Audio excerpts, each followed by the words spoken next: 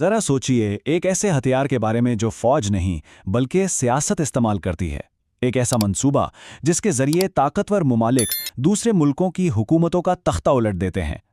آج ہم سورس مواد کی روشنی میں اسی تختہ الٹنے کے منصوبے کو سمجھیں گے اور دیکھیں گے کہ تاریخ میں یہ کھیل کیسے کھیلا جاتا رہا ہے۔ تو اس ہتھیار کا نام ہے کو، یعنی کوپ۔ یہ ایک فرانسیسی لفظ ہے جس کا مطلب ہے کسی کو پنچ مارنا، کاٹ دینا یا زبردستی کسی چیز کو ہٹا دینا۔ اور سیاست میں اس کا مطلب بالکل سیدھا ہے، جب کسی لیڈر کو زبردستی اس کی کرسی سے ہٹا دیا جائے۔ لیکن بات صرف ایک لفظ کی نہیں ہے۔ سورس مواد ہمیں بتاتا ہے کہ پچھلے 100 سالوں میں یہ کوئی ایک دو بار کی بات نہیں رہی، بلکہ یہ امریکی خارجہ پالیسی کا ایک باقاعدہ ٹول، ایک ہتھیار بن گیا جسے دنیا بھر میں اپنے مفادات کے لیے بار بار استعمال کیا گیا۔ تو سوال یہ اٹھتا ہے کہ آخر یہ سلسلہ شروع کہاں سے ہوا؟ چلیے تھوڑا پیچھے چلتے ہیں تاریخ میں، اور جب ہم بالکل شروعات میں دیکھتے ہیں تو وجہ بڑی دلچسپ ہے۔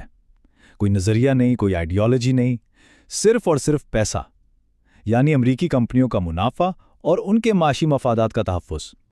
مثال کے طور پر 1893 میں ہوائی کو لے لیں۔ وہاں شوگر انڈسٹری کے منافع کو خطرہ ہوا تو ملکہ کو ہی ہٹا دیا گیا۔